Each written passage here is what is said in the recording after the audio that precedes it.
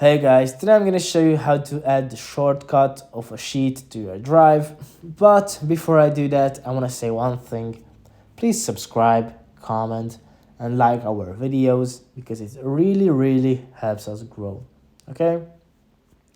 Now let's jump into it. As you can see, I'm in the Google Sheets application here. I'm currently signed in into my freshly created brand new account, which I've created only for these videos.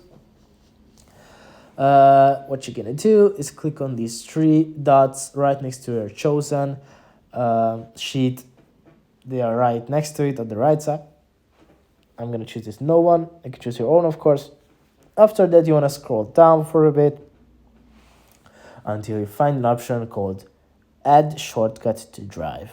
Click on that and it will of course ask you for your shortcut location. You can choose from your drive or start or anywhere on your phone.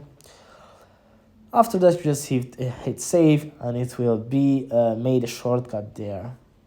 Okay guys, thanks for listening. See you in the next one.